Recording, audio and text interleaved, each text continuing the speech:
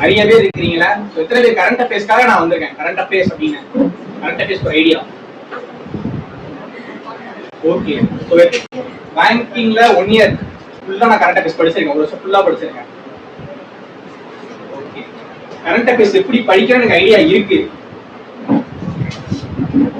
Very few, ஆனா almost எல்லாருமே current அஃபேர்ஸ்க்காக தான் வந்திருக்கீங்க. இப்போ கரண்ட் அஃபேர்ஸ் படிக்கணும் அப்படின்னா அதுக்கு முன்னாடி என்னென்ன படிச்சிருக்கணும் அப்படின்றது ரொம்ப முக்கியம். இனிஷியலா, அதாவது வீடு கட்டுறதுக்கு முன்னாடி பேஸ்மெண்ட் இருக்கும், அது மாதிரி கரண்ட் அஃபேர்ஸ் படிக்கிறதுக்கு முன்னாடி சில முக்கியமான விஷயங்கள் படிச்சு வச்சுக்கணும். ஸ்டாட்டிக் ஜிகே, ஓகேவா? ஸோ ப்ராபபிலி இதுல எல்லாமே இருக்கும். இதோட திருப்பி அனுப்புறேன், பாத்துக்கங்க. நீங்க என்னென்ன படிக்கணும் அப்படின்றது பெருசா தேவைப்படாது. கதை கேட்டா போதும். ஏதாவது நடுவில் சந்தேகங்கள் இருந்துச்சுன்னா தாராளமா டிஸ்க் கேட்கலாம். நான் லாஸ்ட் வரைக்கும் கேட்டு சரி. ஃபர்ஸ்ட் எப்படி படிக்கலாம்ன்றத நான் சொல்லிடுறேன். ஏன்னா என்னென்ன படிக்கணும் நமக்கு டக்குன்னு புரியாது. என்ன படிக்கலாம், எப்படி படிக்கலாம், ஃபுல் டைம் ப்ரிப்பேர் பண்றேன். எனக்கு ரீசனிங் பாயிண்ட் சூப்பரா வரும், இங்கிலீஷா வரும். பிக்சர் ஏதோ ஒரே ஒரு செஷன் நான் டைம் ஸ்பெண்ட் பண்றேன். உட்கார்ந்து டெய்லி சிஏ படிச்சு, டெய்லி சிஏ நோட்ஸ் எழுதி டீடைலா வந்து அவனால படிக்க முடியும். குறைஞ்ச 3 மணி நேரம் ஒதுக்க முடியும். நமக்கு ரீசனிங் பாயிண்ட்ஸே பிரச்சனை. அதோட பெரிய பிரச்சனை இங்கிலீஷ். அவன் என்ன பண்றதே தெரியாதுன்ற மாதிரி அங்க ஒருத்தர் இருக்கிறான். அதுக்கப்புறம் இவன்லாம் ஒரு ஆளா, என்ன படிச்சாலும் வராது எதுக்கு அப்படின்ற மாதிரி ஒரு ஃபீல் வரும். ஸோ ஃபர்ஸ்ட் என்ன ஸ்ட்ராட்டஜி. ஸோ டெய்லி சிஏ படிக்கணும். டெய்லி சிஏ படிச்சு நான் வந்து என்ன எப்படி படிக்கலாம், மொத்தமா யார் என்ன எப்படி படிக்கலாம், இந்த விதத்துல சிஏ படிக்கலாம்ன்றத சொல்லிடுறேன். நீங்க உங்களுக்கு தெரியும் நான் எந்த இடத்துல இருக்கேன், எனக்கு எது செட் ஆகும் அப்படின்றது உங்களுக்கு தெரியும். ஸோ டெய்லி சிஏ டெய்லி படிக்கணும். நெக்ஸ்ட் டே படிச்சதை ரிவிஷன் பண்ணணும். வீக்லி வாரம் ஃபுல்லா படிச்சதை பண்ணணும். அதுக்கப்புறம் 4வது வாரம் வரும்போது முதல் வாரம், 2வது வாரம், 3வது வாரம், 4வது வாரம் மந்த்லி ரிவிஷன் கொடுக்கணும். சரி, அதுக்கு அடுத்த மாசம் இப்படி வரும். அப்ப இந்த மந்த்லி ரிவிஷன் எப்ப கொடுக்கறது? 6 மாசம் படிக்கிறோமா? அப்ப 2வது மாசம் வரும்போது மந்த்லி ரிவிஷன் அந்த மந்த்துக்கு கொடுக்கும் போது முதல் மந்தே சேர்த்துக்கணும். 3வது மந்த் வரும்பொழுது முதல் மந்த், 2வது மந்த், 3வது மந்த் இது 3மே சேர்க்கணும். சரிங்களா? இப்படி 5 மாசம் படிச்சோம்னா 6வது மாசம் வரும்பொழுது ஒரு கேப்சூல் எடுத்து ரிவிஷன் பண்ணலாம். இல்ல அப்படின்னா நான் எக்ஸாம் கேப்சூலா நம்ப மாட்டேன், நான் படிச்சது ஏன் நோட்ஸ் அப்படின்னா நீங்களே கையில ஒரு கேப்சூல் வச்சிருக்கீங்க, உங்க கேப்சூல் எடுத்து படிக்கலாம். சோ இந்த ஸ்ட்ராட்டஜி யாருக்கு அப்படின்னா குறைஞ்சது கரண்ட் அஃபேர்ஸ்க்கு 2 மணி நேரத்துல இருந்து 3 மணி நேரம் என்னால ஒதுக்க முடியும். மிச்சம் 3 செஷனும் நான் ஸ்ட்ராங். ரீசனிங், குவான்ஸ், இங்கிலீஷ் 3லையுமே ஸ்ட்ராங் அப்படின்றவங்க ஃபர்ஸ்ட் ஸ்ட்ராட்டஜி சூஸ் பண்ணிக்கலாம். இதுல ஃபர்ஸ்ட் ஸ்ட்ராட்டஜி சூஸ் பண்றப்போ எந்த பிரச்சனை வருது அப்படின்னா வாசிச்சா எனக்கு புரியணும், என்ன வாசிப்பேன், என்ன நியூஸ் வாசிப்பேன். இப்போ டைம் இருக்கு அப்படின்ற பட்சத்துல நம்ம வந்து ஒரு நியூஸ் எடுத்துக்கலாம். யதார்த்தமா எனக்கு ஒரு நியூஸ் பார்த்தேன், சிவி நியூஸ்ல நல்லா இருந்துச்சு, அதை டிஸ்கஸ் பண்ணுவோம், அதனால வாசிக்க முடியுது அப்படின்ற மாதிரி பார்க்கணும். இது ஒண்ணு. ஸோ இது வந்து ஃபுல்லாவே வந்து அஃபேர்ஸ் லோட் இருக்கும். டெய்லி படிச்சோம்னா டெய்லியோட ஜிகே ரிவிஷன், டெய்லியோட மந்த்லி ரிவிஷன், இது ஒரு கேட்டகரி. இன்னொரு கேட்டகரி யாரு அப்படின்னா டெய்லிலாம் படிக்க மாட்டாங்க, வீக்லி பிரிண்ட் அவுட் போட்டுறாங்க. வீக்லி மேகசின் வருமா? ஸோ நமக்கு வந்து எல்லாருக்கும் பிரதானமா தெரிஞ்சது அஃபேர்ஸ் லோட்.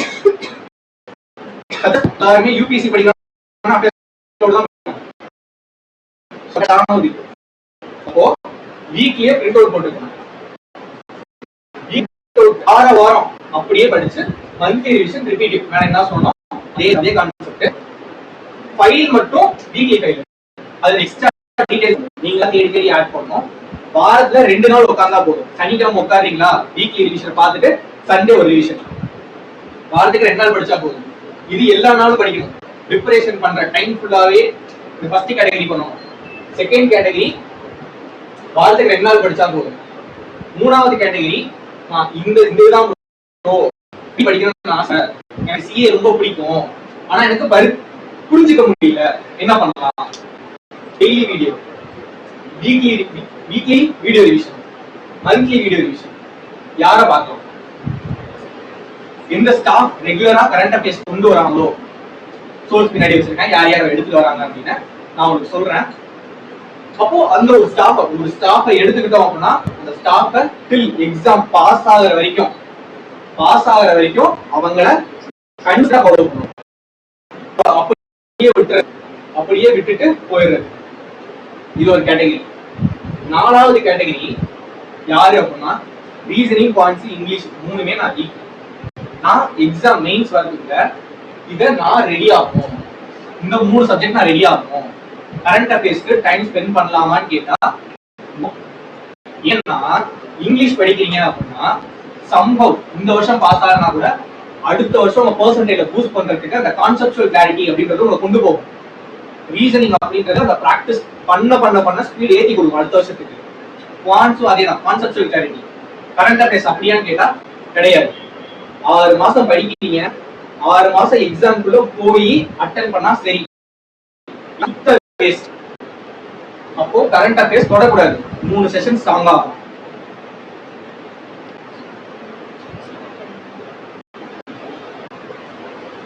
ஓகே, சோ இது புரியுது.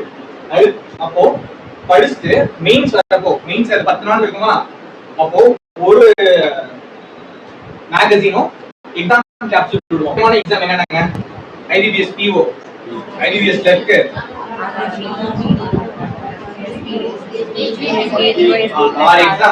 ஆறு எக்ஸாம் விட்டுருவான். கூட சேர்ந்து இன்சூரன்ஸ் வருதா, முன்ன பின்ன பிளஸ் ஆர் மைனஸ் 10 டேஸ் தான் வந்து மிச்ச எக்ஸாம்ஸ் வரும். ஏதாவது ஒரு கேப்சூல் எடுத்து ப்ராப்பரா ரெடி ஆனாலே போதும். பிரிண்ட் போட்டு அதை 1 நாள் 3 நாள் உட்காந்து அப்படியே ரெடி பண்ணோம்னா பண்ணிடலாம். அதே மாதிரி எக்ஸாம்ஸ்க்கும் வீடியோ போடுவாங்க. ஒரு எக்ஸாம்ஸ்க்கும் ஒரு ஸ்டாஃப் அந்த எக்ஸாம் ஃபோக்கஸ்னு சொல்லி வீடியோ போடுவாங்க. அப்போ எக்ஸாம் கேப்சூல் மட்டும் படிக்கலாம். யார் என்ன படிக்கணும்ன்றதை நீங்க தான் டிசைட் பண்ணணும். இதை நீங்க படிங்கன்னு நான் சொல்ல மாட்டேன். ஆனா நீங்க தான் சூஸ் பண்ண போறீங்க. நான் எந்த கேட்டகரியில இருக்கேன், நான் என்ன படிச்சா எனக்கு கரெக்டா இருக்கும் அப்படிங்கிறது.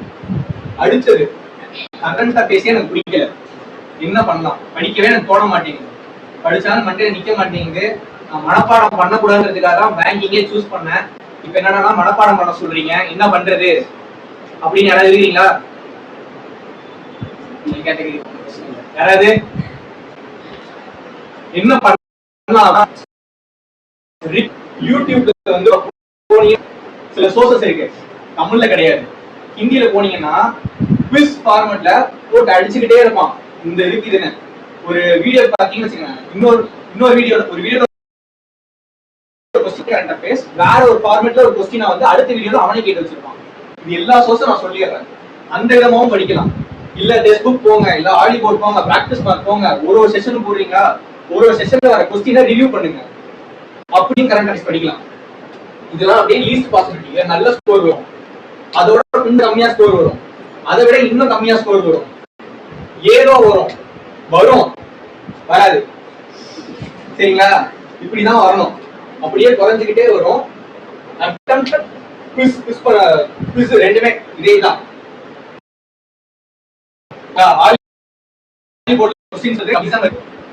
ஆனா என்னது 2-3 கொஸ்டின் வரும். நம்ம ஆவரேஜா எவ்வளவு கொடுக்கணும்? 10 மார்க் கையில இருக்கணும். அப்ப அட்டெம்ப்ட் உங்க கையில இருக்கு, அக்யூரசி அது இருக்கு. சோ இந்த வாட்டி பாத்தீங்க அப்படின்னா ப்ரீவியஸ் இயர்ல வந்து அட்டெம்ப்ட் நிறைய கொடுத்துட்டாங்க, மார்க் அடி ஆயிடுச்சு. இந்த வாட்டி அக்யூரசி மெயின்டைன் பண்ணணும்னு சொல்லிட்டு 7 கொடுத்தா 1 தப்பு. அப்படிதான் எனக்கு ஆர்என்டி இருக்கு போச்சு. இப்ப என்னன்னா 121 கரண்ட் அஃபேர்ஸ்ல மார்க் 4.5 மார்க், 6 தான் தெரிஞ்சு கொடுத்தேன், 1 தப்பு. அப்போ அந்த 6 கேள்விக்குமே எனக்கு பதில் தெரியும். அப்ப என்ன பண்ணணும்?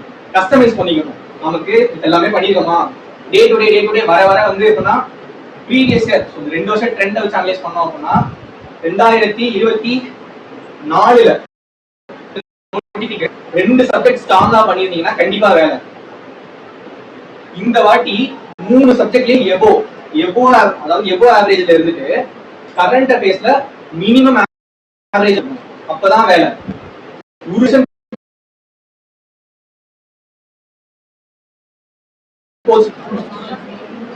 4 சப்ஜெக்டும் சூப்பரா பண்ணாதான் வேலை. வேகன்சி குறையுது. காம்படிஷன் ஏறிக்கிட்டே இருக்கு. ஆல் ஓவர் இந்தியா என்ன போடணும்னு பாருங்க. கரண்ட் அஃபேர்ஸ் அப்படின்றது மனப்பாடம் பண்ண பிடிக்கலன்னு சொன்னீங்களா ப்ரோ? நீங்க நான் இப்ப சொல்றேன் ரீசனிங் பாயிண்ட்ஸ் இங்கிலீஷ்ல 90% மேல வர ஆரம்பிச்சிருச்சுன்னா இந்த 2 மெத்தட சூஸ் பண்ணுங்க. எக்ஸாம ரிப்பீட்டிவா பாருங்க. குறைஞ்ச 7 ஆப்ஷன் இருக்கு. ஒரு ஆப்ஷன் என்ன? இல்லனா கரண்ட் அஃபேர்ஸ்க்கு இம்பார்ட்டன்ஸ் கொடுக்கிறது. ஓகே, சோ இது எல்லாமே ஸ்ட்ராட்டஜி. ஒருத்தவங்க ஒரு ஸ்ட்ராட்டஜி சூஸ் பண்ணிருக்கணும். இப்ப நான் என்ன பண்ணணும்ன்றத சூஸ் பண்ணிருக்கணும். ஓ, நீங்க சொல்லுங்க எது படிக்க போறீங்க? நீங்க வீக்லி ரிவிஷன் ஏன் இது சூஸ் பண்ணல? அது ஏன் சூஸ் பண்ணல? ஓகே, எவ்வளவு மார்க் வருது? 18 வருது. சரி, ஆர்ஆர்டி கிளர்க்கு ஃபுல்லா ஸ்டாட்டிக். அது ஃபைன். இப்போ எனக்கு ஐபிபிஎஸ் கிளர்க்ல சொல்லுங்க. ஓகே தான். அப்ப இது இந்த ஃபார்மேட்டை நீங்க சூஸ் பண்ணிக்கலாம். அந்த செகண்டரி சூஸ் பண்ணிக்கலாம். அந்த மாதிரியே பண்ணி உங்களுக்கு ஐடியா இல்ல அந்த மாதிரி இந்த மாதிரி ஒருத்தவங்க இன்னொன்னு சூஸ் பண்ணலாம். வேற யாரும் கேட்கலாம் ப்ரோ, நீங்க சொல்லுங்க. உண்மைதான் இல்ல, உட்காந்தே சொல்லுங்க. யாரா இருந்தா உட்காந்தே சொல்லுங்க. நீங்க தான் ப்ரோ எது ப்ரோ சூஸ் பண்ணீங்க? ஃபர்ஸ்டா கேக்கலையே. கரண்ட் பேசுறது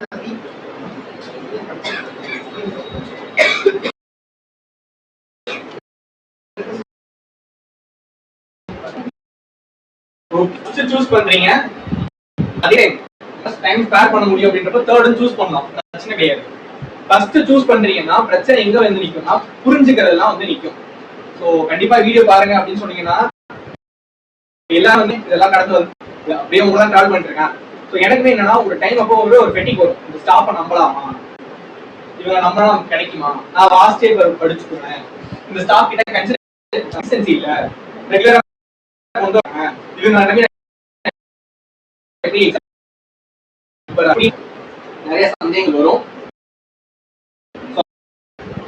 சராசரியா கரண்ட் அஃபேர்ஸ்க்கு யாரா இருந்தாலும் 3 செஷன் நல்லா பண்றேன், நான் கரண்ட் அஃபேர்ஸ் ஃபோக்கஸ் பண்ணிக்கலாம், அவனுக்கு இது தேவையே கிடையாது.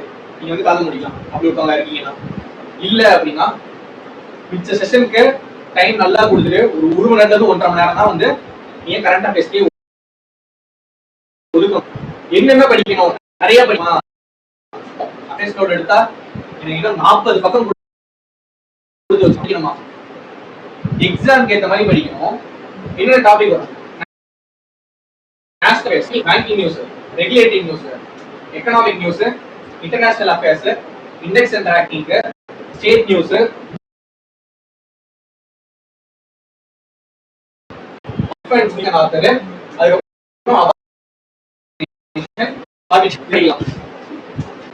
ஹைலைட் பண்ணிருக்கேன். ரொம்ப முக்கியம். மோடி அங்க போய் எதை திறந்து வச்சாரு, இதை திறந்து வச்சாரு, கவர்மெண்ட் ஸ்கீம்ஸ் இது வந்துச்சு, புதுசா அந்த பில்டிங் கட்டினாங்க, இந்த பில்டிங் கட்டினாங்க, வேர்ல்ட்ல டாப் மோஸ்ட் ஃபர்ஸ்ட் உமன் எல்லாமே நேஷனல்ஸ்ல வராங்க அப்படின்னா இது யார் யார் வந்திருக்காங்க, எதோட எம்ஓயு பண்ணிருக்காங்க, எல்லாமே நேஷனல் அஃபேர்ஸ்ல முக்கியம். National equally important. Bank exam போறோம் கண்டிப்பா, அதுவும் பர்டிகுலர் செக்டார். அந்த பேங்க் இருக்கா, அந்த 12 பேங்க்கும் என்ன பண்ண இருக்கு. அடுத்தது ரெகுலேட்டரி நியூஸ் நிறைய கேட்க ஆரம்பிச்சிட்டாங்கல்ல. ஐபிபிஎஸ் பிஓல நிறைய வந்துச்சு. ஸோ ரெகுலேட்டரி நியூஸ் நல்லா ஃபோக்கஸ் பண்ணணும். ஏன் பண்றான், எதுக்கு பண்றான்றத புரிஞ்சு பண்ணணும். எக்கனாமிக் நியூஸ், ஸோ ரேண்டமா அவங்களோட டைப் இந்த டைப் அதுக்கப்புறம் எஸ்டிவி போட்டிருக்காங்க.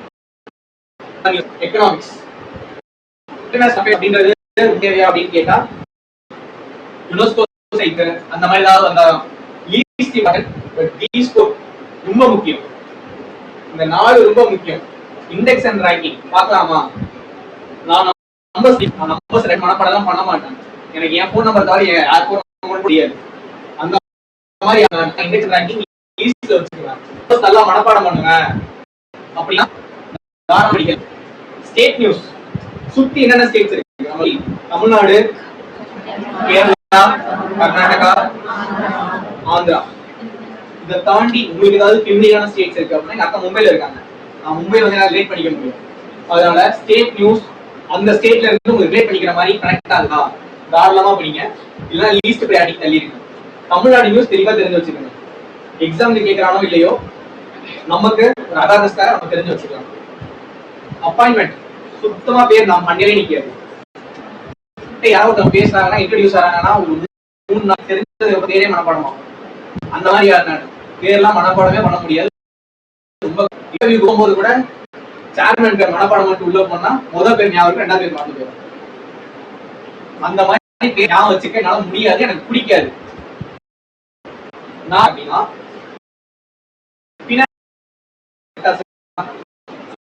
பேங்கிங், டிபார்ட்மெண்ட் ஆஃப் எக்கனாமிக்ஸ், இதுல இருக்கவங்களுடைய அப்பாயின்மெண்ட்ஸ் ஏதாவது இம்பார்ட்டன்ட் இருக்கும். இம்பார்ட்டன்ட் மட்டும் தான் ஃபோக்கஸ் பண்ணணும். அதே பண்ணி தெரிஞ்சா படிங்க. ரொம்ப பிடிக்கும். வந்து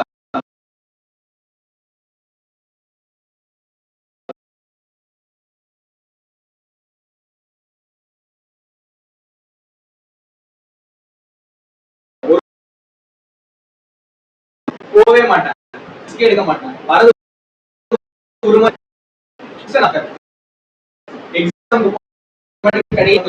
அந்த கேப்ஸ்ல திருப்புங்க, ஏதாவது மாட்டோம்.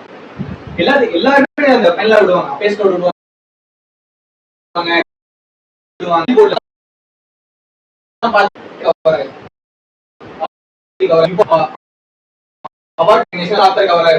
ஸ்போர்ட்ஸ் அதுலயே கவர் ஆயிடும். டிஃபென்ஸ் நீங்க ஆட் பண்ணிக்கோங்க. டெய்லி படிக்க போறது என்னது? நான் என்ன படிக்க போறேன்? பேங்கிங், எனக்கு பிடிக்கும்.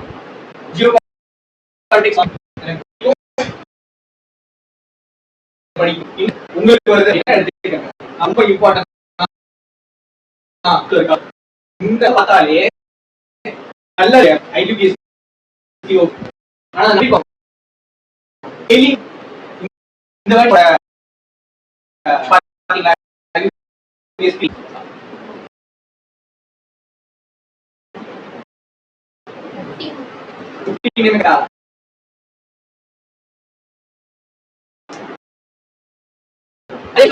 நியூஸ் நிறைய கவர் பண்ணியிருந்தாரா, டீடைலா கவர் பண்ணியிருந்தாரா? அதுதான் மேட்டர். நாங்க ஒரு குழம்பிப்போம்.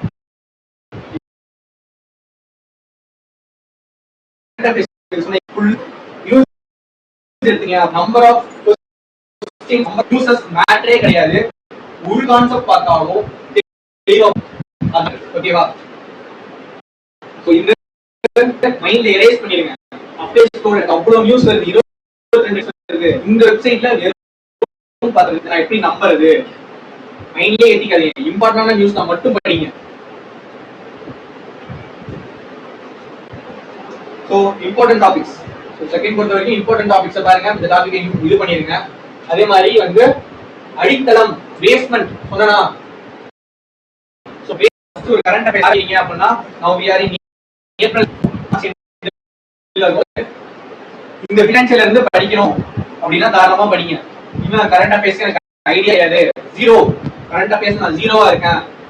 இந்த வாட்டி கரண்ட் அஃபேர்ஸ் இந்த ஏரியாஸ்ல ஐடியாலஜிஸ் வேணும். ஃபர்ஸ்ட் இதுல ஸ்ட்ராங் ஆகணும். பேங்கிங் அவேர்னஸ்,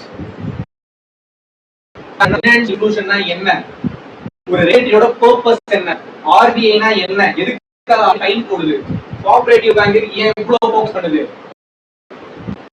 இன்வெஸ்ட்மென்ட் ஏன் ஃபோக்கஸ் பண்ணுது, ஒரு என்பிஎஃப்சி ஏன் வந்தது, எல்லாமே பேங்கிங் அவேர்னஸ் சொல்லுது. சோ ஸ்மால் ஃபைனான்ஸ் பேங்க் ஏன் வருது, ஃபர்ஸ்ட் ஏன் பேமெண்ட்ஸ் பேங்க், பேமெண்ட் பேங்க்ல இருந்தா ஸ்மால் ஃபைனான்ஸ் பேங்க் போறோம், ஸ்மால் ஃபைனான்ஸ்ல இருந்தா கமர்ஷியல் பேங்கா மாற முடியும். அதே மாதிரி கோஆபரேட்டிவ் ஏன் கமர்ஷியலா மாறல, எல்லாமே பேங்கிங் அவேர்னஸ்ல இருக்கு. ஃபர்ஸ்ட் பேங்கிங் அவேர்னஸ் தெளிவா இருக்கணும். அவங்க பிலிம்ஸ் படிக்கும் போது சொல்லுவாங்க இன்டர்வியூ போனா பாத்துக்கலாங்க.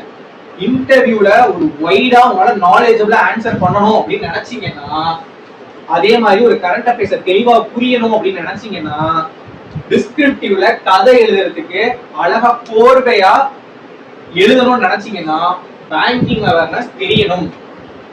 ஓகேயா? சோ இந்த இருக்காங்க பாருங்க, என் ஃப்ரெண்டு தான் அவங்க. கரண்ட் அஃபேர்ஸ் பேங்கிங் அவேர்னஸ் மட்டும் எத்தனை வாட்டி படிச்சிருக்கீங்க? 4-5 வாட்டி படிச்சிருக்காங்களா? 4-5 வாட்டி 4-5 சோர்ஸ்ல படிச்சிருக்காங்க. நான் பைவ் இன்டர்வியூ போகும்போது எனக்கு மொத்தமா அனுப்பியிருக்காங்க, இவ்வளோதையும் படிங்க அப்படின்னு. இல்ல நான் பாத்துக்கிறேன் சொல்லிட்டு தான் போனேன். ஸோ பேங்கிங் அவேர்னஸ் தெளிவா இருந்தீங்க அப்படின்னா கரண்ட் அஃபேர்ஸ்ல சூப்பரா இருக்கும். டைரக்ட் கொஸ்டினும் வரும், சுத்தி விட்டும் கேட்பான், கரெக்டா இங்க வந்து நிற்கும். பேங்கிங் அவேர்னஸ்ல இன்சூரன்ஸ் போகணும் அப்படின்னு ஆசைப்படுறீங்க அப்படின்னா தெரிஞ்சு வச்சு. ஏன்னா இன்சூரன்ஸ் நியூஸ் வரும்பொழுது பேசிக் தெரிஞ்சு அப்படின்னா சூப்பரா பண்ணலாம். ஸோ இது ரெண்டும் முக்கியம். அதுல priority banking awareness. Banking awareness முடிச்சுட்டு static GK, finance statics. So ரெண்டுமே எக்கனாமிக்ஸ் டேர்ம்ஸ் அண்ட் ஃபைனான்ஸ் ரெண்டுமே ஒன்று தான். இந்த எக்கனாமிக் டேர்ம்ஸ் அப்படின்றது வந்து பாத்தீங்க அப்படின்னா இன்டர்வியூ பெர்ஸ்பெக்டிவ்ல பெரிய ரோல் பிளே பண்ணும். ஐடிபிஎஸ்பியோட என்னை வச்சு அடிச்சான், பிரைமரி மார்க்கெட்னா என்ன, செகண்டரி மார்க்கெட்னா என்னன்னு ஐடியாவே கிடையாது. யாருக்கா தெரியுமா பிரைமரி செகண்டரி? அன்லஸ் பிகாம் தவிர்த்து. பிகாம் ப்ரோ லாஸ்ட் பிகாம் நீங்க so primary secondary tertiary sector அப்படின்ற மாதிரி கேள்வி கேட்டாங்க. லிட்டரலா ஜீரோ ஐடியா, அப்ப தெரியவே தெரியாது. வந்துட்டு 2வது நாள் சோ எங்க இருந்து எனக்கு எடிட்டோரியல் பேஸ் வந்துச்சு அப்படின்னா இங்க இருந்தான். பிரைமரி செகண்டரி டெர்ஷரி செக்டார் அப்படின்னா என்னன்னு கேட்டாங்க, தெரியல. வந்துட்டு என்னடா இது இப்படி எல்லாம் கேட்கறாங்க, ஒண்ணுமே தெரியாது அப்படின்னு சொல்லிட்டு அந்த எடிட்டோரியல் 2வது நாள் 3வது நாள் எடிட்டோரியல் எடுத்துட்டு சும்மா எடுத்துட்டு இருக்கேன். பிரைமரின்ற வார்த்தை கண்ணில் தென்பட்டுச்சு, டெர்ஷரின்னு தென்பட்டுச்சு. அப்போ எடிட்டோரியல் வாசிச்சா கிடையாது. சோ இங்கிலீஷ் நான் ரீட் கிடையாது. ஆனா வந்து எனக்கு என்னது எடிட்டோரியல் எனக்கு வாசிக்கணும் அப்படின்றது அதுக்கப்புறம் தான் எனக்கு வந்து எக்கனாமிக் டெர்மினாலஜிஸ் தெரியணும் அப்படின்ற ஒரு ரீசனால தான். ஆப்வியஸ்லி இது எல்லாத்தையுமே ப்ரிப்பேர் பண்ணிக்கிறேன். Static GK, finance, government schemes, economic terminologies அப்படின்னு சொல்லி எல்லாமே போட்டிருக்கேன், பாத்துக்கங்க. அதே மாதிரி எக்ஸாம்க்கு ஏற்ற மாதிரி நீங்க ரெடி ஆகணும். ஒரு எக்ஸாம்க்கு ஏற்ற மாதிரி ஐபிபிஎஸ் போனா நிறைய ரெகுலேட்டரி நியூஸஸ் வரும். ஐபிபிஎஸ் கிளர்க்னா சுத்தி விட்டு கேட்பான், ஸ்டாட்டிக் பெருசா வருமான்னு கேட்டா பாதி ரோல் பிளே பண்ணும் ஸ்டாட்டிக், மிச்ச பாதி ரோல் கரண்ட் அஃபேர்ஸ் தான். அதே மாதிரி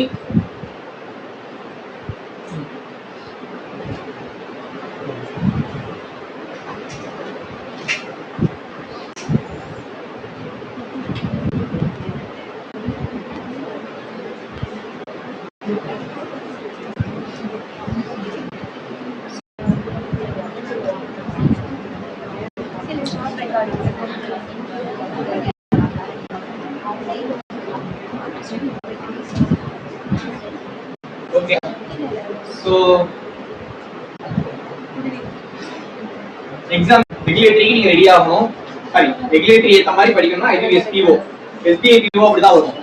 SBI clerk, RRB clerk static தான் கேட்பான், நிறைய ஸ்டாட்டிக் ஃபோக்கஸ் பண்ணும். இந்த வாட்டி ஆர்ஆர்பி பிஓ அப்படிதான் கேட்டிருந்தான். எதிர்பார்க்காத விஷயம் என்னன்னா கரண்ட் அஃபேர்ஸ் கேட்பான்னு பார்த்தா ஆர்ஆர்பி பிஓலையும் சரி கிளர்க்லயும் சரி ரெண்டுலயுமே ஸ்டாட்டிக்ஸ். அப்போ வருஷம் கவர்மெண்ட் ஸ்கீம்ஸ் நிறைய கேட்டிருக்காங்க. 2024ல 2025ல ஸ்டாட்டிக் நிறைய கேட்டிருக்காங்க. அப்ப நம்ம என்ன பண்ணுவோம், ஒரு அடுத்த வாட்டி இப்படி வருவானா பேங்கிங் வந்துருக்காங்க அப்படி கிடையாது, எல்லாத்தையும் படிச்சு வச்சுக்கணும். சோ நம்ம வந்து year on year competitions heavy ஆகுது, நம்ம ப்ரிப்பேர் ஆகணும் அப்படின்ற பட்சத்துல எல்லாமே பண்ணும். ஓகேவா? இந்த ஏப்ரல் மந்த் இப்ப ஆரம்பிக்கிறீங்கன்னா லேட்டு தான், ஆனா அவ்வளவு லேட்டா ஏப்ரல் மந்த் ஃபுல்லா ரெடியா இருங்க. பேங்கிங் அவேர்னஸ், இன்சூரன்ஸ் முடிஞ்சா படிங்க. Static GK 18. சோ யார் டெஸ்ட் பேட்ச் வாங்கியிருக்கா? டெஸ்ட் பேட்ச் யாரா வாங்கிருக்கீங்களா? ஓகே. சோ டெஸ்ட் பேட்ச்க்கான வீடியோ போட்டுருந்தேன். சோ லைக் வந்து இந்த டாபிக்ஸ் ஃபோக்கஸ் பண்ணுங்க. வெளியே கூட யூடியூப்ல கூட இல்ல பண்ணாலுமே தெரியுங்களா நம்ம இதே கவர் பண்ணணும். ஆனா வித்தின் ஏப்ரல் கூட நானும் போறேன். நீங்க படிக்கிறவங்க படிச்சிருங்க. நீங்க ஃபாலோ பண்ணாலும் சரி, நீங்களே படிக்கிறதுனாலும் சரி, ஆனா இது படிச்சிடணும். எக்கனாமிக் டெர்மினாலஜிஸ் நிறைய வீடியோஸ் இன்டர்வியூ பெர்ஸ்பெக்டிவ்ல நிறைய வீடியோ போட்டிருக்கேன். அதுக்கு தனியா வந்து ரெடி ஆகணும் அப்படின்னு சென்ஸ் அதை தாண்டி நிறைய டைம் எடுக்கும். பட் அவங்களே சொல்லி கொடுத்துருவாங்க. ஓகேயா? ஸோ இன்ஃப்ளேஷன்னா என்ன, அதெல்லாம் இன்னும் கொஞ்சம் டீப்பா இருக்கும். வேற ஒரு பெர்ஸ்பெக்டிவ் ஓப்பன் ஆகும் நினைக்கிறேன். ஓகே, ஸோ என்ன போட்டாலும் பார்த்துருவாங்க. அதான் அவங்கள்ட்ட கேட்டீங்க. ரைட். இதுக்கப்புறம் ரொம்ப முக்கியமான அஸ்பெக்ட் என்ன அப்படின்னா ரிவிஷன். இதுல வேணாலும் படிங்க, யார்கிட்ட வேணாலும் படிங்க, நான் சொன்ன என்ன மாதிரி வேணாலும் படிங்க. இதை தாண்டி வேற வழி கிடையாது. எப்படி படிச்சாலும் ரிவிஷன் ரொம்ப முக்கியம். 3 ஸ்டெப்ஸ் ஆஃப் ரிவிஷன் இருக்கு. இன்னைக்கு படிச்சத நாளைக்கு ரிவிஷன் பண்ணணும், 7வது நாள் ரிவிஷன் பண்ணணும், 21வது நாள் ரிவிஷன் ஆகணும் 7 மல்டிபிள்ஸ்ல. அதுக்கப்புறம் மந்த்லி ரிவிஷன் ஆகும். அப்படி ரிவிஷன் பண்ணா மண்டேல நிக்கும். இல்லைன்னா அன்னைக்கு 1.5 மணி நேரம் அப்படிங்கிறது வேஸ்ட். ஏதோ ஒரு புதுசா ஒரு கான்செப்ட் நான் பார்த்தேன், என்ன கான்செப்ட்னு தெரியாது, அதனால பார்த்துக் கொள்ளுங்கள். ஓகே, காமனா என்ன மிஸ்டேக் பண்றோம்? 2x வீடியோ பாக்குறது. கான்செப்ட் கத்துக்கும் போது 2x பார்க்கலாமாங்க? தெரிஞ்ச கான்செப்ட்னா பரவாயில்ல. இப்போ நம்ம வந்து ஒரு இங்கிலீஷ் டீச்சருக்கு எடுத்துட்டு உட்காந்து எக்ஸ்பிளனேஷன் கொடுக்குறோம், அதை 2x பார்க்கலாமானா பார்க்கலாம். புதுசா கான்செப்ட் கத்துக்கிறோம், என்னன்னு தெரியாது, இன்ஃப்ளேஷனா என்னன்னு பாக்குறோம், இன்ஃப்ளேஷன்ல கிரீப்பி இன்ஃப்ளேஷன்னா என்னன்னு சொல்லி பாக்குறோம், ஐடியாவே இல்ல, சொல்லும் போது புரியும். ஆனா பொறுமையா அப்சர்வ் பண்ணுங்க. பொறுமையா அப்சர்வ் பண்ணும்போது தான் வேற ஒரு நம்மளா யோசிச்சு வேற ஒண்ணு உருவாகும்.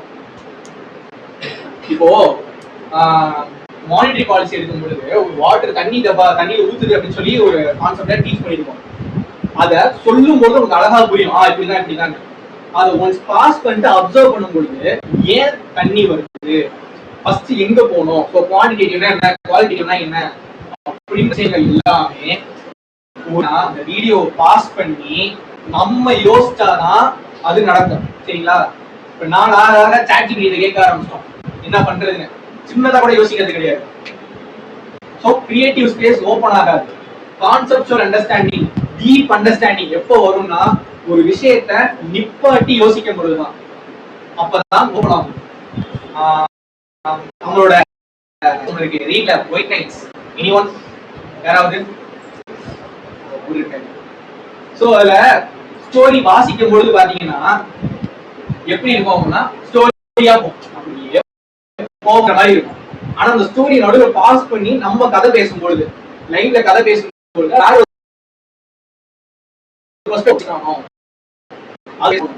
அதேதான் ஸ்டோரிக்கு எப்படி அப்ளை ஆகுதோ கான்செப்டுக்கும் அப்படிதான் அப்ளை ஆகும். பொறுமையா இருக்கணும். பேசிக்ஸ் கத்துக்கும் போது பொறுமை வேணும்.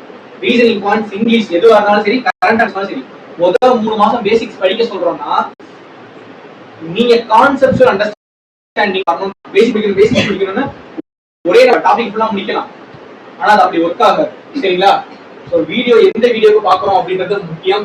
நோட் மேக்கிங், உட்காந்து ஒரு நியூஸ் 3 பேஜுக்கு எழுதுவான், திரும்பி எடுத்தே பார்க்க மாட்டான், டைம் வேஸ்ட். நோட்ஸ் எடுக்காதீங்க. அதே மாதிரி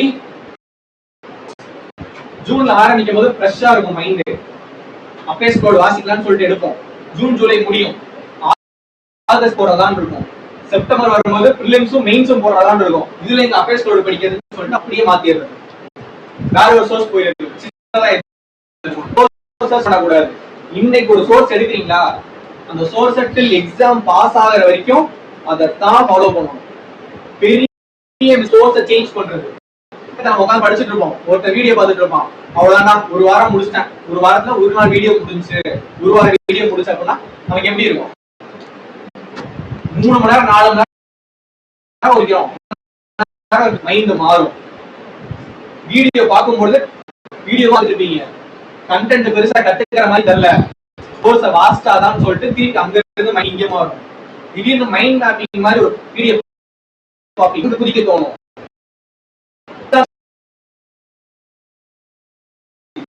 படிச்சா இந்த வருஷம் 30 மைண்ட் அங்கதான் போகும். சோ சோர்ஸை சேஞ்ச் பண்றது மிக பாவம். கரெக்டா கிடையாது. பண்ணது கிடையாது அப்படின்னு என்ன பண்ணலாம், ஒரு குரூப் உங்க ஃப்ரெண்ட்ஸ்குள்ள கரண்ட் அஃபேர்ஸ எல்லாரும் படிச்சுட்டு வந்துடணும். படிச்சுட்டு வந்து இந்த நியூஸ் இதனாலதான், இந்த நியூஸ் அதனாலதாங்க ஒருத்தவங்க பேசிக்கணும். 5 இன்னொரு இருந்தா போதும். ஸோ கம்பெனின்னு பாருங்க, குரூப் சேர்றீங்க அப்படின்னா அது ஒத்தான குரூப்பா இருக்கா அப்படின்றத பார்த்து சேருங்க.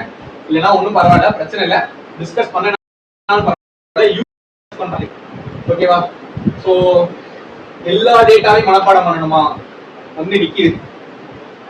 இது நான் என்ன பண்றது, பண்ண எதுவுமே படிக்க வேணாம். ஃபர்ஸ்ட் நம்பர்ஸ், எவ்வளவு அமௌண்ட்ன்றதுதான் முக்கியம். எக்ஸாம் பொறுத்த வரைக்கும் கான்செப்சுவல் கிளாரிட்டியில கேட்பானான்னு கேட்டா கிடையாது, கண்டிப்பா கேட்க மாட்டான். கான்செப்சுவல் கிளாரிட்டி எல்லாம் கேட்க மாட்டான், நம்பர்ஸ்ல கேட்பான். ஃபர்ஸ்ட் ப்ரியாரிட்டி கொடுக்க வேண்டியது எவ்வளவு ஆச்சு, எவ்வளவு அமௌண்ட் ஆச்சு, இப்படிதான் கேட்பானுங்க. So first numbers. அடுத்தது இம்பார்ட்டன்ட் அப்படின்ல பார்த்தோமா, இல்ல இவங்க ஓபன் பண்ணாங்களா, இல்ல அவரா கேள்வியே பர்சன்ஸ். அப்புறம் அதுக்கு ரிலேட்டடா இருக்கக்கூடிய ஸ்டாட்டிக், லாஸ்டா தான் கான்செப்சுவல் அண்டர்ஸ்டாண்டிங். லாஸ்ட்ல போட்டிருக்கேன், ஆனா நமக்கு எதுக்கு ஃபர்ஸ்ட் ப்ரியாரிட்டி கொடுக்கணும், கான்செப்ட் அண்டர்ஸ்டாண்டிங் கொடுத்தாதான் இது மொத்தமா புரியும். இது புரிஞ்சாதான் இது எல்லாத்தையுமே ஞாபகம் வச்சுக்க முடியும். எக்ஸாம் ஆப்போசிட்டா இருக்கும், நம்ம ஆப்போசிட்டா பண்ணணும், ரிசல்ட் பாசிட்டிவா வரும். சரிங்களா. பார்க்க எப்படி இருக்குன்றதுனால எல்லாருமே இதை பண்றீங்க. நீங்க பண்றது ஏன் தப்பாதுன்னா, இதுக்கு தான் இம்பார்ட்டன்ஸ் கொடுக்கணும். இம்பார்ட்டன்ஸ் கொடுத்தாலும் எங்க வந்து நிக்குது பிரச்சனை, இங்க வந்து பிரச்சனை நிக்குது. இத போக்கஸ் பண்ணுங்க, இது ஆட்டோமேட்டிக்கா சரியாயிடும். சரிங்களா. பாருங்க, அடுத்து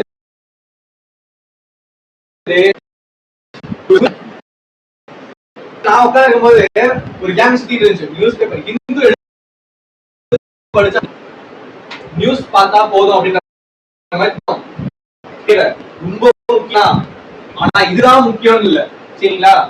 இது படிக்கும் பொழுது எக்ஸாம் தாண்டி பார்க்கணும் அப்படின்ற ஒரு பார்வை வரும், ரொம்ப முக்கியம்.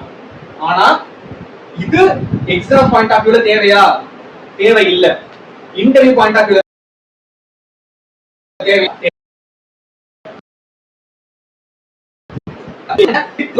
வேற எடுத்து கொடுப்பான், அதனால இத பாத்துக்கங்க. அண்ட் எல்லாமே சோர்ஸ் அந்த குரூப் எல்லாம் பாத்துக்கங்க. யூடியூப் கிளாसेस ஃபாலோ பண்றீங்க, டெய்லி எடுத்துறாங்க, வீக்லி எக்ஸாம் ஃபோக்கஸ் பண்ணுவாங்க, மந்த்லி ஃபோக்கஸ் பண்ணுவாங்க. இனில தான் இருக்கும். அண்ணன் அகாடமி அப்ரேஜ் கிருஷ்ணன் நினைக்கிறேன், சொல்லுவாரு பேர் மேல ரைட்டா வரல, ஆனா அவரே எடுத்து வருவாரு, அவரையும் பார்க்கலாம். ஸ்டடி ஐக்யூ நல்லா இருக்கும். பரிச்சை மேம் எடுத்து வருவாங்க, ஆனா எஸ்எஸ்சி ஃபோக்கஸ்ட் மாதிரி இருக்கும், வைடா இருக்கும், எல்லாமே படிக்கிற மாதிரி இருக்கும். ஒரு நாளைக்கு 3 மணி நேரம் 3.5 மணி நேரம் வீடியோ போடுவாங்க. டிசைன் பண்ணிக்கங்க. அடால வீடியோ போடுறாங்க. பெஞ்ச்மார்க் வந்து என்னன்னா மார்க்கா எடுத்து சால்வ் பண்ணுவாங்க. ஒரு எக்ஸாமுக்கு 18ல இருந்து 19 மார்க் போடுவாங்க. மார்க்கா போட்டு எக்ஸ்பிளைன் பண்ணுவாங்க. ரிவிஷனுக்கு நல்லா. நான் என்ன சொல்றேன், டெய்லி வீக்லி படிங்க. எக்ஸாம் வரப்போ அந்த ரிவிஷனுக்கு இதை ஃபாலோ பண்ணுங்க. அவன் கொண்டு வர கொஸ்டின் கிளியராவே உங்களுக்கு தெரியணும், அப்படின்றப்ப நல்லா இருக்கும். எக்ஸாம் எக்ஸ்பீரியன்ஸ் அப்படின்றது ஹிந்தி விவேக் சார் அவர் தான் போடுவாரு, அதுவும் நல்லா தான் இருக்கும். ஸோ இது எல்லாமே யூடியூப் கிளாஸஸ்ல ஹிந்தியில இருக்கு. தமிழ்ல டெய்லிக்கோ வீக்லிக்கோ யாரும் கிடையாது. ஸோ பார்த்தளவுக்கு அப்படியே இருந்தாலும் கன்சிஸ்டன்டாக போடுவது இல்லை. சோர்சஸ் ரொம்ப முக்கியமா இருக்கிறது Hindu news paper, news channels, YouTube channels, information collect பண்ணிக்கிறதுக்கு, ஏன் நடக்குது அதை புரிஞ்சுக்கிறதுக்கு. பிஐபி இவன் தான் முக்கியம், வித் ஆன்லாம் இல்ல, இவன் தான் முக்கியம். பிஐபி தான். உட்காந்து படிக்க முடியுமானா உட்காந்து நோட்ஸ் எடுத்திருக்காங்க. பிஐபில 6 மாசம் படிச்சிருக்காங்க, ஆனா மண்டியில ஸ்டோர் பண்ண முடியாது, அவ்வளவு இருக்கும். அப்போ பிஐபில இருந்து யாரு டேட்டாவை கரெக்டா எடுத்து வந்து உங்க கையில உங்க சோர்ஸா கொடுக்குறாங்கன்றத பாருங்க. எல்லா இடத்துலயுமே பிரதானமா ஏதோ சொல்றாங்கன்றதை தாண்டி எது முக்கியம், யார் இங்க இருந்து டேட்டாவை எடுத்துட்டு வராங்கன்றத பாருங்க. அதை சூஸ் பண்ணலாம். ஸ்மார்ட் கிட்டா சூப்பரா இருக்கு. இந்த இயர் பாஸ் ஆன நிறைய பேர் ஸ்மார்ட் கிட்டா நல்லா இருக்குன்னு தான் சொல்லியிருக்காங்க. அஃபேர்ஸ் நோட் தான் இவ்வளவு முக்கியம். ஸோ இவன் வந்துட்டு அப்படியே ஒர்க் ஆகும், அப்படியே எடுத்துட்டு வருவான், டீட்டெயிலா இருக்கும், எல்லா நியூஸும் கவர் பண்ணுவான். அதனால இவன் முக்கியம். அடுத்து பேங்கிங் சார்ஜ் லாஸ்ட் இயர் தான் வந்து இந்த இதுக்கு வந்தோம். ஸோ எனக்கு வந்து டெலகிராம் சஜஸ்ட் பண்ணாங்க. அதுக்கப்புறம் அப்படியே வந்து எனக்கு மைண்ட் மேப்பிங் மாதிரி இருக்கும். ஒரு நியூஸ் இருக்குன்னா அந்த நியூஸ்க்கு ஏன் இப்படி வந்துச்சு, ஏன் இப்படி போச்சு, அப்படியே இவ்வளவு டேட்டா இங்க செலவாச்சு, இது எதனால இப்படி வந்துச்சு சொல்லி எல்லாமே மைண்ட் மாதிரி கெமிஸ்ட்ரியில சொல்யூஷன்ஸ் வரும்ல அது மாதிரி இருக்கும் கண்டென்ட். ஆனா 2 பேஜ் 3 பேஜ்ல ஒரு நாள் சிஏ முடிஞ்சிடும். வீக்லி சிஏ 10 நாள் 15 நாள்ல முடிஞ்சிடும். டீடைலா இருக்குமான்னு கேட்டா டீடைல் இருக்குன்றதை தாண்டி அப்சர்வ் பண்ணிக்க ரிவிஷன் பெர்ஸ்பெக்டிவ்ல நல்லா இருக்கும். இதுவும் நல்ல சோர்ஸ் தான்.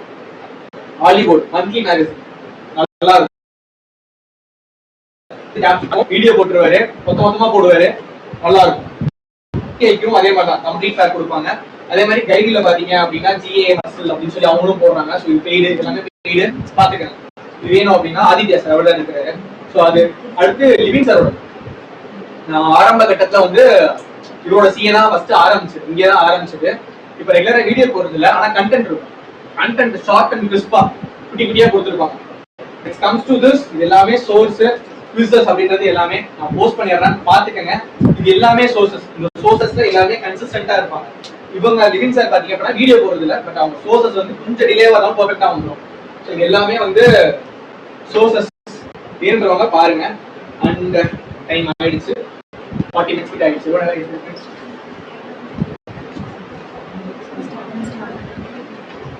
புரிஞ்சா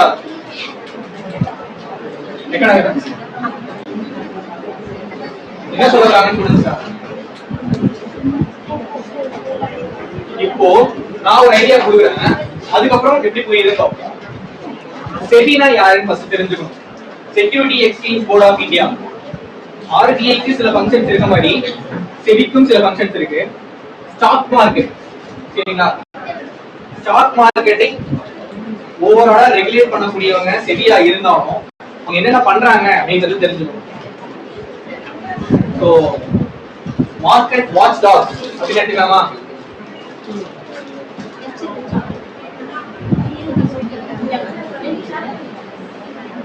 மார்க்கெட்டை பார்த்துக் கொள்பவர்கள்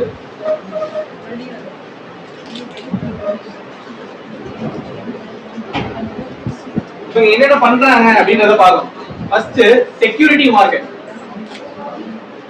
இதெல்லாம் வந்து பேங்கிங் ஆனர்ஸ் கொஞ்சம் தெளிவா பார்த்தா தான் தெரியும். செக்யூரிட்டி மார்க்கெட்ல என்னென்ன பாத்துக்கிறாங்க அப்படின்னா ஸ்டாக்ஸ், கம்பெனியோட பங்குகள், ஸ்டாக்ஸ் வந்து மானிட்டர் பண்றாங்க. ரெண்டாவது பாண்ட்ஸ், கவர்மெண்ட் செக்யூரிட்டிஸ், டிபெஞ்சர்ஸ், அது எல்லாத்தையுமே பார்த்துப்பாங்க. பாண்ட். அடுத்தது டெரிவேட்டிவ் இண்டெக்ஸ்னு சொல்லுவாங்க. நிஃப்டி 50, சோ டாப் 500 அந்த மாதிரி இருக்கக்கூடிய கம்பெனிஸ் சோ இண்டெக்ஸஸ் வந்து ஃபாலோ பண்ணுவாங்க, ரெகுலேட் பண்ணுவாங்க. Futures and options, gold, commodities எல்லாமே இதுக்குள்ள வந்து. சோ இவ்வளோத்தையும் செக்யூரிட்டி மார்க்கெட் அப்படின்ற ஒரு இதுக்கு கீழ ஸ்ரீ வந்து என்ன பண்ணுதுன்னா மானிட்டர் பண்ணுது. அதுக்கப்புறம் மார்க்கெட் இன்டர்மீடியேட்டரிஸ். மார்க்கெட் இன்டர்மீடியேட்டரிஸ் அப்படின்னா ஒரு நார்மல் பீப்புள் நம்ம போய் ஒரு ஷேர் வாங்கணும் அப்படின்னா நடுவுல யார் தேவை? ஒரு புரோக்கர் தேவை. இந்த புரோக்கர் எங்க இருந்து வாங்கி கொடுப்பான்? நேரா போய் பாண்ட்ஸ் ஷேர் வாங்கி கொடுத்துருவானா? அப்ப இதை வாங்கி கொடுக்கிறதுக்கு என்எஸ்சி பிஎஸ்சி அப்படின்ற இந்த ஸ்டாக் எக்ஸ்சேஞ்சஸ் தேவை. ஸ்டாக் எக்ஸ்சேஞ்சஸ் இதை வாங்கி கொடுக்கலாம். இந்த ஸ்டாக்ஸ் எல்லாத்தையுமே சேர்த்து வைக்கிறதுக்கு இடம் வேணும். இவன் புரோக்கர் வாங்கி கொடுப்பான், ஆனா இதை ஸ்டோர் பண்றதுக்கு ஒரு இடம் வேணும்னா அதுதான் வந்து என்எஸ்சி சிஎஸ்டிஎல் அப்படின்னு சொல்லி ஸ்டோர் பண்ணி வைக்கக்கூடிய டெபாசிட்டரிஸ். இது மொத்தத்தையும் யாரு பாத்துக்கிறான்? செபி. இவ்வளத்தையும் பாத்துக்கிறான், இதையும் பாத்துக்கிறான். அடுத்தது இன்வெஸ்ட்மெண்ட் வெஹிக்கிள். இன்வெஸ்ட்மெண்ட் வெஹிக்கிள் அப்படின்றது என்ன அப்படின்னா மியூச்சுவல் ஃபண்ட்ஸ். மியூச்சுவல் ஃபண்ட் என்ன? மியூச்சுவல் ஃபண்டுக்கும் ஸ்டாக் எக்ஸ்சேஞ்சஸ்க்கும் சாரி புரோக்கர்ஸ்க்கு என்ன வித்தியாசம்? வாங்கி கொடுப்பான், வேலை வாங்கி கொடுக்கறதோட சரி. மியூச்சுவல் ஃபண்ட் அப்படிங்கிறது உங்களுக்கு பதிலா இவன் இன்வெஸ்ட் பண்ணுவான். இவன் ஏமாத்திட்டு ஓடிடக்கூடாதுல்ல, அதுக்காக மியூச்சுவல் ஃபண்ட் எஸ்ஐபி அது இதுன்னு சொல்லுவாங்கல்ல அது. எனக்கு இந்த கம்பெனிஸ் இந்த மாதிரி விஷயங்கள்லாம் எனக்கு வாங்குறதுக்கு சுத்தமா இன்ட்ரெஸ்ட் கிடையாது. புது பட்டிங் சின்ன சின்ன கம்பெனிஸ் ஸ்டார்ட் அப் கம்பெனிஸ் இன்வெஸ்டர்ஸ்க்கு காசு போறதுக்கு. அப்போ ஆல்டர்னேட்டிவ் இன்வெஸ்ட்மெண்ட் ஃபண்ட்னு ஒன்று இருக்கு. மியூச்சுவல் ஃபண்ட்ன்றது பெரிய பெரிய கம்பெனிஸ். அது இல்லாம ஒரு ஸ்டார்ட் அப்போ ஒரு ஆண்டர்பிரனருக்கோ நான் டொனேட் பண்ணணும், நான் காசு கொடுக்கணும், இல்ல ஒரு புது ஒரு புது மாற்றத்துக்காக எஃபோர்ட் நடக்குது அப்படின்னா அந்த எஃபோர்ட்ஸ் எல்லாத்தையுமே வந்து ஆல்டர்னேட்டிவ் இன்வெஸ்ட்மெண்ட் ஃபண்ட் அப்படின்னு சொல்லுவோம். இதுக்குள்ளதான் கிரீன் எவல்யூஷன், புது புது ஆண்டர்பிரனர் ஸ்டார்ட் அப்ஸ் எல்லாருமே கீழே வருவாங்க. அதுக்கப்புறம் மூணாவது RETID, அடுத்து வந்து போர்ட் வந்து INDIT. ரெகுலரா பாப்பீங்க பிரியர் என்னடா இது அப்படின்னு இன்ஃப்ராஸ்ட்ரக்சர். ஓகேயா?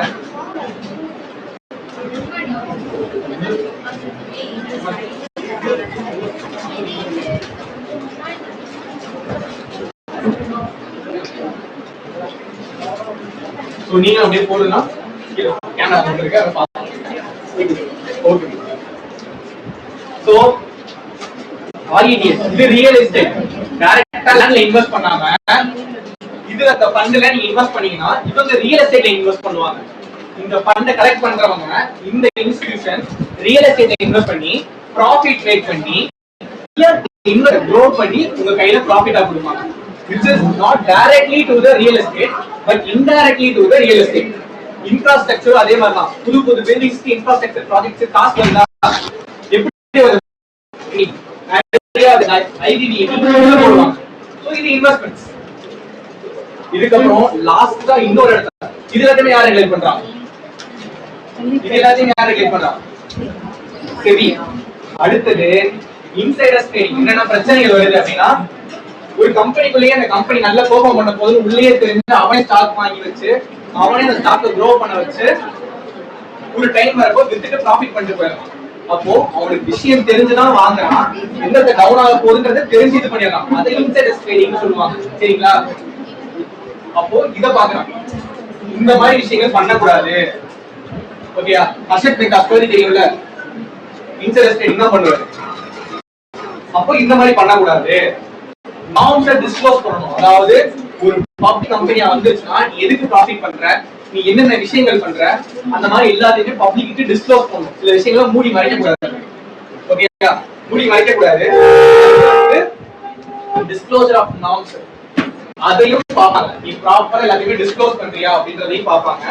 அண்ட் லாஸ்டா LODR அப்படின்னு சொல்லுவோம். which is listing obligation and disclosure requirement. நீ என்னென்ன பண்ற, நீ பண்ண விஷயம் எல்லாத்தையுமே ப்ராப்பரா இருக்கா, which is all legalization. எல்லாமே லீகலா இருக்கா, எல்லாமே பெர்ஃபெக்ட்டா பண்றியா, லிஸ்டட் கம்பெனியா பெர்ஃபெக்ட்டா ஆக்ட் ஆகுறியா அப்படின்னு சொல்லி லீகலைசேஷனும் யாரு பாப்பா? நீ பெர்ஃபெக்ட்டா பண்ணல அப்படின்னா செபி பாப்பாங்க. சோ செபி வெறும் வர்த்தக சந்தையை தமிழ்ல விட்டுருங்க. சோ ஷேர் மார்க்கெட்டை மட்டும் பார்க்கக்கூடியவங்க கிடையாது. சரிங்களா? இவ்வளவு பண்றாங்க, இவ்வளவு பண்றான் அப்படின்னா என்ன பண்ணணும்? இதை தெரிஞ்சிருக்கணும். செபி அப்படின்னா இதெல்லாம் பண்றான் அப்படின்னு. இது வந்து நான் வந்து இந்த நியூஸ் சொல்லணுன்றதுக்காக நான் ப்ரிப்பேர் பண்ணி எடுத்துட்டு வந்தது கிடையாது. பேசிக்ஸ் ஆஃப் செபி பேங்கிங் அவேர்னஸ்ல இப்படித்தான் இருக்கும். இதுதான் நீங்க படிக்கணும். படிச்சு வந்துட்டீங்க அப்படின்னா இப்போ என்ன நியூஸ் என்னன்னு பாருங்க.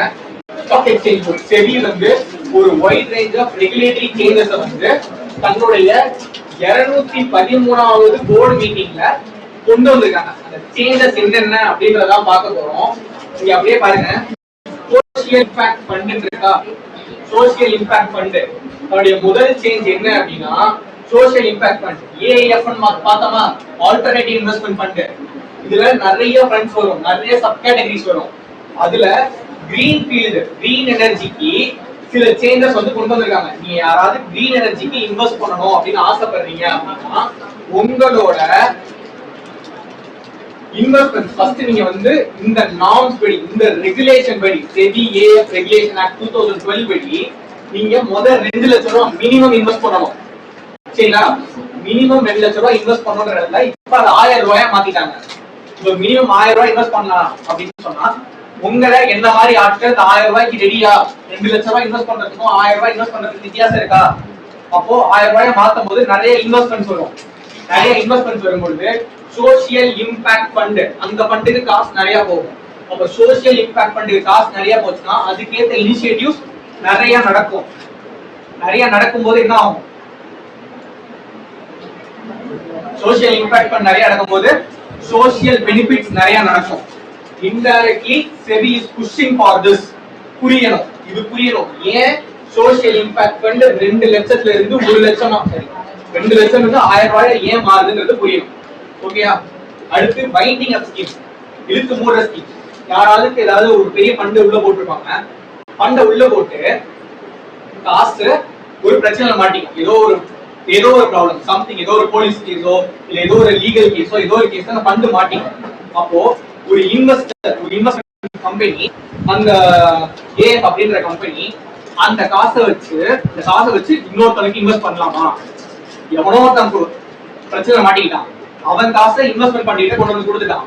அந்த இன்வெஸ்ட்மெண்ட் பண்ணி என்ன பண்ணுது? அந்த காசை வச்சு க்ரோ பண்ண முடியுமா, அந்த காசை அப்படியே ஸ்டாப் பண்ணணுமா அப்படின்றதான் கேள்வி. அப்படி பண்ணலாமா பண்ணக்கூடாதா அப்படின்றது கிளியர் கட் ஐடியா கிடையாது. செபி அதை அப்படியே ஹோல்ட்ல வச்சிருக்கு. இன்வெஸ்ட்மெண்ட் ஃபண்ட் சோஃபார் என்ன பண்றாங்க அப்படின்னா அது ப்ரொசீட் பண்ணாம வச்சிருக்காங்க. இப்போ அந்த மீட்டிங் என்ன பண்ணிருக்காங்கன்னா, அந்த காசை நீங்க வச்சு யூஸ் பண்ணுங்க, அந்த காசை வச்சு க்ரோ பண்ணுங்க, அவன் பிரச்சனையை முடிச்சுட்டு வந்ததுக்கு அப்புறம் அந்த காசு அவங்க கிட்ட போகணும்னு சேர்த்தா போய் சேர்க்கும் அப்படின்னு இங்க. அதே மாதிரி இன்ஆபரேட்டிவ் ஃபண்ட், ஓகேவா? இன்ஆபரேட்டிவ் ஃபண்ட் அப்படின்றது என்ன அப்படின்னா, which is சில பணக்காரங்க என்ன பண்றாங்க அப்படின்னா காசு இன்வெஸ்ட் பண்ணிட்டு மறந்துட்டு அப்படியே போயிடறாங்க. அப்படி யாராவது இருக்கமா? சோ அதெல்லாம் விட்டுட்டு போயிடுறாங்க போல. சோ அந்த காசு ஏன் டைம் பீரியடை தாண்டியும் உங்ககிட்ட இருக்கு, நீங்க அந்த காசை வச்சு என்ன பண்றீங்க அப்படின்னு செபி சில கேள்விகள் இந்த ஏஎஃப் கிட்ட கேக்குறாங்க. முன்னாடி கேட்டுட்டு இருந்தாங்க. இப்போ இன்ஆபரேட்டிவ் ஃபண்ட் அப்படின்னு சொல்லி காசு யாரெல்லாம் திருப்பி வாங்கலையோ அதுல அவங்க காசை போட்டுறாங்க. அது இன்ஆக்டிவாவே இருக்குமா? நீ வந்து கேட்டா கொடுக்குறேன், ஒரு டைம் பீரியட் வரைக்கும் நீ வந்து கேட்டா கொடுக்குறேன், இல்லனாலும் இந்த ஃபண்ட்ல இருக்கும். செபி டார்ச்சர் பண்ணாது, ஃபிளெக்சிபிலிட்டி கொடுக்குறாங்க. நீ ஜாலியா வந்து இன்வெஸ்ட் பண்ண, ஓ ரிட்டர்ன்ஸ் வந்து ஃபாலோ பண்ணுன்னு சொல்றாங்க. பைண்டிங் அப் ஸ்கீம். இப்ப ஏஎஃப்னா என்னன்னு புரியணும். அடுத்து யாரு? Real estate investment trust, REIT சொன்னா. அதே மாதிரி இன்ஃப்ராஸ்ட்ரக்சர் இன்வெஸ்ட்மெண்ட் ஃபண்ட். இவங்க 2 பேருக்கு என்ன அப்படின்னா SPVs, ஸ்பெஷல் பர்பஸ் வெஹிக்கிள். அப்படின்னா என்ன அர்த்தம் அப்படின்னா, ஒரு பிரைவேட் கம்பெனி இருக்கு, கவர்மெண்ட் இருக்கு, 2 பேரும் சேர்ந்து விஷயம் இருக்கிறாங்க. அப்ப என்ன பண்ணுவாங்கன்னா அவங்க ஒரு டெம்பரரி கம்பெனி ஒன்று ஃபார்ம் பண்ணுவாங்க. அந்த ப்ராஜெக்ட் வேலை செய்யறதுக்கு மட்டும் ஒரு SPV போடுவாங்க. அதுதான் ஸ்பெஷல் பர்பஸ் வெஹிக்கிள். அந்த ப்ராஜெக்ட் முடிஞ்சா அந்த கம்பெனி முடிஞ்சு. அதான் ஸ்பெஷல் பர்பஸ். இந்த 2 இன்வெஸ்ட்மெண்ட்ஸ் இருக்குல்ல, அது இன்வெஸ்ட் பண்ணிக்கலாம். அப்போ அந்த ப்ராஜெக்ட் முடிய போற டைம் தாண்டியும் அந்த SPV ஆக்ட் ஆகுதுன்னா அதுல வந்து உங்க ஃபண்டை வச்சுக்க கூடாதுன்றது முன்னாடி இருந்த ரெகுலேஷன். சரிங்களா? அந்த 1 இயர் தான் SPV ஆக்ட் ஆகும்னா அதுக்குள்ள நீ ஃபண்டை போட்டு அந்த ஃபண்டை எடுத்துடணும் 1 வருஷத்துக்குள்ள, டென்யூர் பீரியடுக்குள்ள. இப்போ என்ன பண்ணிருக்காங்க அப்படின்னா, கவர்மெண்ட் என்ன சொல்லுன்னா அந்த 1 வருஷத்துக்குள்ள நீ வச்சுக்கோ, அதாவது காசு எடுத்துரு. இல்ல நீ அந்த காசை வைக்கணுமா, அதே SPV கீழ வேற ஏதாவது ப்ராஜெக்ட் இருக்குன்னா அந்த ப்ராஜெக்டை இன்வெஸ்ட் பண்ணிக்கோ. உன் காசு ஒரே இடத்துல இருக்க போகுது. சோ உனக்கு அகைன் வந்து அவங்களுடைய லிக்விடிட்டியை வந்து என்ன பண்றாங்கன்னா ஃப்ரீ அப் பண்ணி கொடுக்குறாங்க. அதே மாதிரி இப்போ again back to same thing. இப்போ எல்லாரும் வந்து காசை கொடுத்துறீங்க, அந்த இன்வெஸ்ட்மெண்ட் ஃபண்ட் வந்து இன்வெஸ்ட் பண்ணுவோம். 1000 ரூபாய் கொடுக்குறோம் அப்படின்னா 1000 ரூபாயுமே இன்வெஸ்ட் பண்ற அளவுக்கு ரெடியா இருப்பானா? அவனுக்கு தெரியணும்ல இந்த இடத்துல இன்வெஸ்ட் பண்ணலாம் பண்ணக்கூடாதுன்னு. அப்போ ஒரு பேலன்ஸ் இருக்கும், ஒரு 200 ரூபாயோ 300 ரூபாயோ இருக்கும். அத முன்னாடி என்ன பண்ணிருக்காங்க அப்படின்னா செபி வந்து கிரெடிட் ரிஸ்க் வேல்யூ CRV இருக்கு, கிரெடிட் ரிஸ்க் வேல்யூ CRV, இது முன்னாடி 12ல இருக்கணுமா, 12% இருக்கணுமா. அதுக்குள்ள அதோட அதிகமா இருந்தாதான், அதாவது சேஃபா 12% அப்படின்றது சேஃப், 10ன்றது கொஞ்சம் அன்சேஃப். சரிங்களா? அப்ப இந்த 12% இருந்து 10 மாத்திருக்காங்க. வேற அவங்க லிக்விடிட்டில கொஞ்சம் ப்ராஃபிட் கிடைக்கும். மியூச்சுவல் ஃபண்ட்ல மிச்ச இருக்க காசை நீங்க இன்வெஸ்ட் பண்ணிக்கலாம் அப்படின்னு சொல்லியிருக்காங்க. அடுத்து ஹை லெவரேஜ் 45ல இருந்து 70%. சரிங்களா? 49ல இருந்து 70% உள்ள அவங்களுடைய லெவரேஜ் வேல்யூ. லைக் ஒரு 100 ரூபாய் கொடுக்குறோம் அப்படின்னா அது இன்க்ரீஸ் பண்ணி கொடுப்பாங்க. யாருக்கிட்டயா போய் கொடுத்தோம் அப்படின்னா இன்க்ரீஸ் பண்ணி கொடுப்பாங்க. சோ இந்த REITs இவங்க இன்வெஸ்ட் பண்றாங்கன்றது அவங்களுடைய லெவரேஜ் வேல்யூ 450ல இருந்து 170 இருக்கும். அத என்ன பண்ணிருக்காங்க அப்படின்னா ஒரு சில பர்టిక్యులர் இன்ஃப்ராஸ்ட்ரக்சர் ப்ராஜெக்ட். சோ இந்த லெவரேஜ் வேல்யூ முன்னாடி இது வாங்கிக்கலாம். எக்ஸாக்ட்லி எப்படி அப்படின்னா இந்த REITs அவங்க வந்து இன்வெஸ்ட் பண்றாங்கன்னு சொல்லுங்க, அவங்களுடைய லெவரேஜ் வேல்யூ நான் 1000 ரூபாய் கொடுக்குறேன் அப்படின்னா 2000 கன்சிடர் பண்ணிக்கோ. ஸ்டாக் மார்க்கெட்ல ட்ரேட் பண்ணீங்க அப்படின்னா உங்களுக்கு தெரிஞ்சிருக்கும். லைக் வந்து லெவரேஜ் அப்படின்றது இன்டூ 10 இன்டூ 2 அப்படி 1000 ரூபாய் இன்வெஸ்ட் பண்ணா 2000 கன்சிடர் பண்ணிக்கோ, எனக்கு நீ காசு போட்டுக்கோ அப்படின்ற மாதிரி இப்படி இன்வெஸ்ட் பண்றாங்க அப்படின்றப்போ முன்னாடி பர்டிகுலரா ஒரு சிலர் ஒரே ஒருத்தங்க தான் வாங்கினாங்க. இப்போ அது வந்து அந்த வாங்கக்கூடிய ஆட்களை இன்னும் கொஞ்சம் வைடன் பண்ணிக்கிறாங்க. அசோசியேஷன் அண்ட் டெவலப்மெண்ட் இன்ஃப்ராஸ்ட்ரக்சர் இவங்க கிட்ட இருந்து தாண்டி மல்டி பர்பஸ், ஓகேங்களா, அவங்க கிட்ட இருந்தும் இந்த லெவரேஜை நீங்க வாங்கிக்கலாம், ஒரு ஃபண்ட் லிக்விடிட்டியை இன்க்ரீஸ் பண்ணிக்கலாம் அப்படின்னு சொல்றான். 1000 ரூபாய் இருக்குன்னா நீ 1000 ரூபாய்க்கு இன்வெஸ்ட் பண்ணாத, லெவரேஜ் பண்ணி இன்வெஸ்ட் பண்ணிக்கோ. அந்த லெவரேஜ் பண்ற காசை இன்ஃப்ராஸ்ட்ரக்சர் ப்ராஜெக்ட்ஸ் தான் வந்து கொடுத்துட்டு இருந்துச்சு. இப்போ மல்டி பர்பஸ் யார்கிட்டனாலும் வாங்கிக்கோ அப்படின்னு சொல்லி லிக்விடிட்டிக்கு என்ஹான்ஸ் பண்றதுக்கு ஃப்ரீ பண்ணி கொடுத்துருக்கான். அடுத்து சில பிரைவேட்லி லிஸ்டட் ஐவிடிஸ் இருக்கு. ஸோ பிரைவேட் கம்பெனிஸ் சில இண்டெக்ஸஸ் இருக்கும்.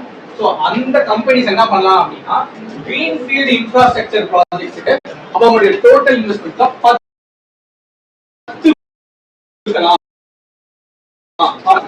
என்ன பண்றாங்கன்றது தெரிஞ்சு அவங்களுக்கு காசு அதிகமா வேணும்ன்றத புரிஞ்சு இவங்க இவ்வளோ எக்ஸ்கியூசஸ் கொடுத்தாங்க. சரிங்களா? அடுத்து foreign portfolio net profit net settings இருக்கு. இது என்ன அப்படின்னா ஃபாரின்ல இருந்து இன்வெஸ்ட் பண்ணுவாங்க. இன்வெஸ்ட் பண்ணுவாங்கன்னா டாலர்ஸ் இன்வெஸ்ட் பண்ணுவாங்க. கரன்சி மாத்தணும், கரன்சிக்கு ஒரு கன்வர்ஷன் சார்ஜ் இருக்கு. அப்போ ஒரு வாங்குறாங்கன்னு வச்சுக்கோங்க, லைக் வந்துட்டு யூஎஸ்ல இருக்கவங்க டாலர்ஸை யூஸ் பண்ணி இங்க ஸ்டாக் மார்க்கெட்ல ஐஎன்ஆர்ல ஸ்டாக்ஸை வாங்குறாங்கன்னு வச்சுக்கோங்க. அப்படி வாங்குறவங்களுக்கு இங்க ஒரு கன்வர்ஷன் இருக்கு, இங்க ஒரு கன்வர்ஷன் இருக்கு. சரிங்களா? அவன் இன்கேஸ் ட்ரேடிங் பண்றான், ஏதோ ஒன்று பண்றான் அப்படின்னா ஒரு நாளைக்கு 10 வாங்குவான். 10 வாங்கிட்டு 7 திருப்பி வித்துருவான். மிச்சம் எவ்வளவு அவனுக்கு கொடுத்தா போதும்? 3 கொடுத்தா போதுமா? அப்போ அவுட்ரைட் ப்ராஜெக்ட்ஸ் அப்படின்னு சொல்லி விஷயம் இருக்கு. ஸோ அவுட்ரைட் இங்க இருக்கு, அவுட்ரைட் டிரான்சாக்ஷன். அந்த மாதிரி அவுட்ரைட் டிரான்சாக்ஷன் இந்த நெட்டை மட்டும் உனக்கு நான் திருப்பி கொடுத்துருவேன். ஸோ இது பண்றதுனால எனக்கு இந்த நெட் சார்ஜஸ் வராது. ஓகேங்களா? இந்த கன்வர்ஷன்ஸ், இதுல ஆகக்கூடிய செலவு, இதுல ஆகக்கூடிய ப்ராசஸ் அப்படின்றது எல்லாமே கட் ஆகும். அதனால இதை பண்றேன், இதை பண்ணிக்கலாம். சில ப்ராடக்ட்ஸ் பண்ணு, சில நான் அவுட்ரைட் டிரான்சாக்ஷன்ஸ்க்கு நார்மலா எப்படி இருக்கும் கிராஸ் மெத்தட்ல இருக்கு, கிராஸ் மெத்தடே கண்டினியூ பண்ணலாம். சோ இந்த டேட் முக்கியம். ஓகேவா? 31st டிசம்பருக்கு இது முக்கியம். அவுட்ரைட் டிரான்சாக்ஷன்ஸ்னா என்னன்னு பாத்துக்கலாம். அடுத்து ஃபிட் அண்ட் ப்ராப்பர் பர்சன்ஸ் அப்படின்றப்போ இது யார் மேலயாவது ஒரு புரோக்கரா வர அப்படின்றப்போ முன்னாடி உன் மேல ஒரு கேஸ் இருக்கு அப்படின்னா அந்த கேஸ் இருந்துச்சுனாலே நீ கிடையாது, வெளியே போ அப்படின்னு சொல்லி ஸ்ட்ரிக்டா இருந்தானுங்க. இப்ப என்னன்னா நீ மேனுவல் அப்ளை பண்ணு, நான் கன்சிடர் பண்றேன் உங்க என்ன தப்பு இருக்கு இல்லைன்றத பார்த்துட்டு உனக்கு நான் fit and proper person criteria கொடுக்குறேன், நீ புரோக்கர் ஆக்ட் ஆயிக்கோ அப்படின்ற மாதிரியும். அடுத்து ஹை லெவல் கமிட்மெண்ட் அப்படின்றவங்க என்ன பண்ணிருக்காங்கன்னா அவங்க வேலை பார்க்கக்கூடிய எம்ப்ளாயிஸ், செபில வேலை பார்ப்பாங்கல்ல, செபில வேலை பார்க்கக்கூடிய எம்ப்ளாயிஸ் செபி மானிட்டர் பண்ணக்கூடிய விஷயங்கள்ல 25% மட்டும்தான் ஹோல்ட் பண்ணணும், அதை தாண்டி ஹோல்ட் பண்ண கூடாது அப்படின்னு சொல்லியிருக்காங்க. இப்போ இதுக்கும் ஏன் சொல்லியிருக்காங்கன்னு தெரியுதா?